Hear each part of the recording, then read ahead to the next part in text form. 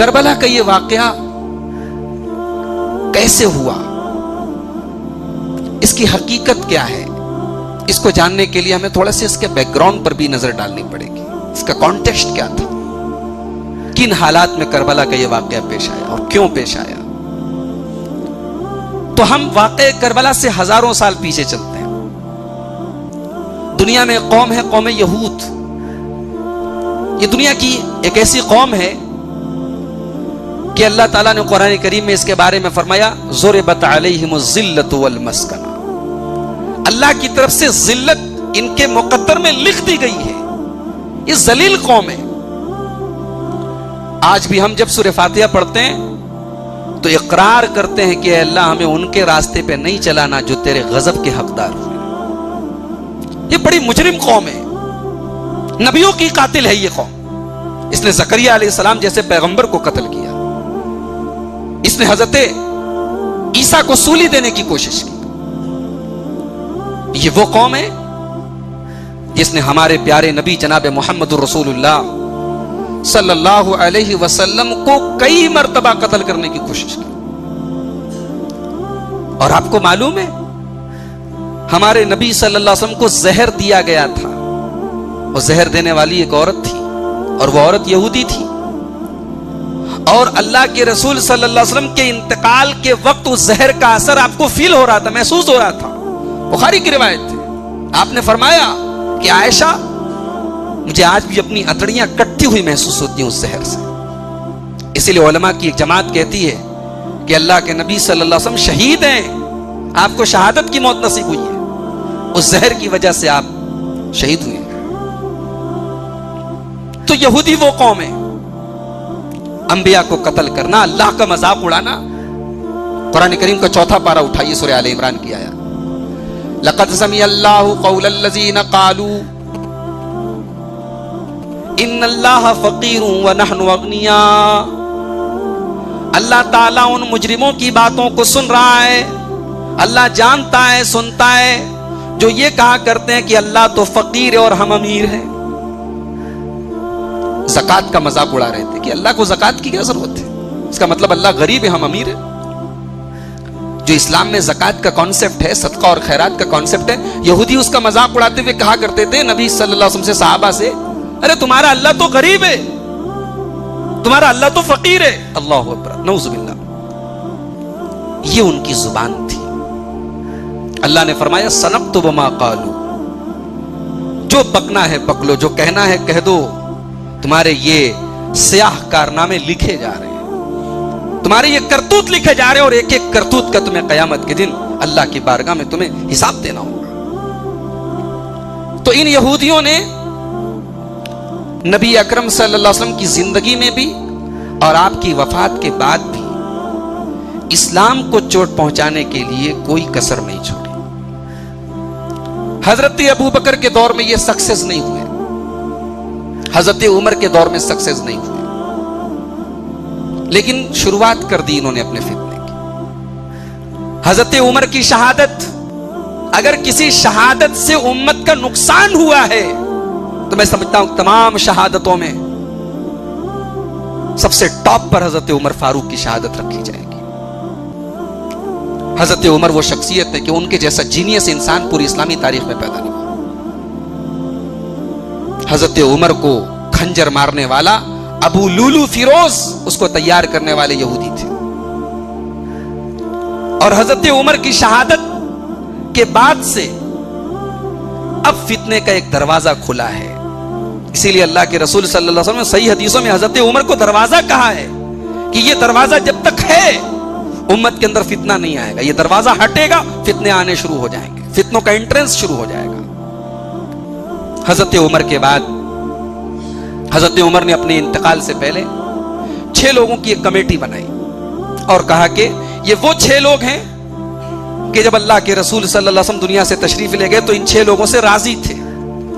ان میں سے کسی ایک کو تم اپنا خلیفہ چوائس کر لو، چوز کر لو. حضرت عمر کی شہادت کے بعد، انتقال کے بعد، صحابہ کرام نے 3 دن تک آپس میں مشورہ کیا. عثمان غنی رضی اللہ تعالیٰ عنہ خلیفہ بنائے گئے. عثمان غنی کی خلافت کا دور 12 سال تک رہا.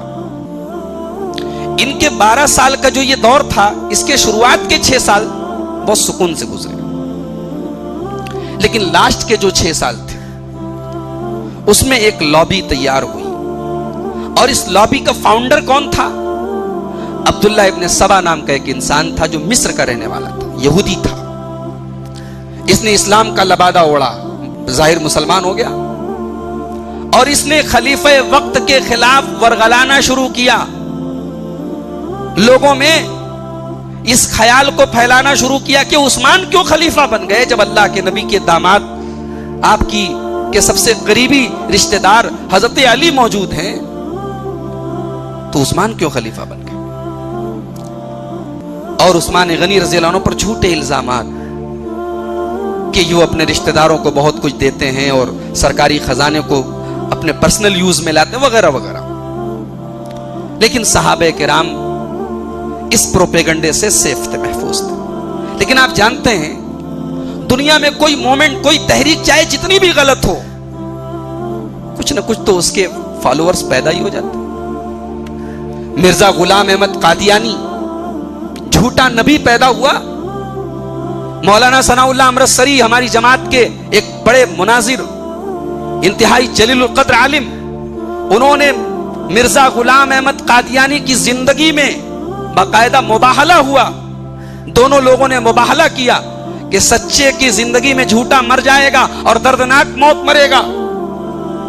مولانا ثناء اللہ امرتسری کا انتقال ہندوستان کی آزادی کے بعد ہوتا ہے 1948 میں، اور مرزا غلام احمد قادیانی 1907 میں حیضہ کی بیماری میں مرتا ہے، لیٹرین میں مرتا ہے۔ سچے اور جھوٹے کا فیصلہ تو ہو گیا، مگر کیا قادیانی ختم ہو گئے؟ نہیں ختم ہوئے، آج بھی موجود ہے قادیانی، اور ہم سے اور آپ سے زیادہ ایکٹیو ہیں اپنے مشن کے لیے۔ حالانکہ سب کو پتا ہے کہ ہمارے نبی آخری نبی ہیں، آپ کے بعد جو بھی نبی آئیں گے سب جھوٹے ہوں گے، مگر مرزا غلام احمد قادیانی کے ماننے والے آج بھی ہیں دنیا میں۔ تو یہ دنیا کا دستور ہے، غلط مشن ہے، غلط ویژن ہے، غلط نظریہ ہے، غلط تھیوری ہے، مگر کچھ نہ کچھ فالوورز آپ کو مل جائیں گے۔ شیطان لگا ہوا ہے نا۔ حضرت عثمان غنی کے دور میں ایک لابی پیدا ہو گئی، اسی عبداللہ ابن سبا کی ایکٹیویٹیز کی کے نتیجے میں، اور یہ لابی عثمان غنی کے خلاف پروپیگنڈا کرنے لگی۔ حالات یہاں تک پہنچے کہ یہ 1000-2000 کی تعداد میں اکٹھا ہو کر مدینہ پہنچ گئے۔ حج کا موسم تھا، صحابہ کرام کی بڑی تعداد مکہ میں ہے جو مدینہ سے 500 کلومیٹر دور ہے، اور وہ زمانہ آج کی طرح کمیونیکیشن کے اعتبار سے بہت ایزی نہیں تھا۔ مدینہ خالی ہے صحابہ کرام سے۔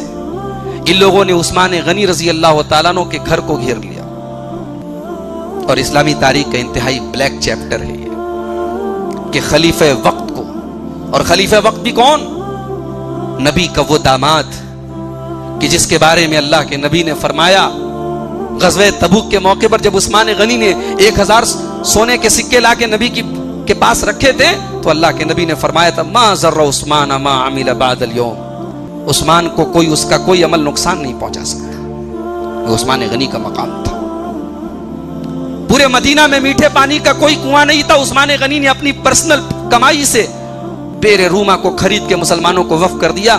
آج اس خلیفہ کو ایک گلاس پانی پینے کی اجازت نہیں، پانی بند ہے۔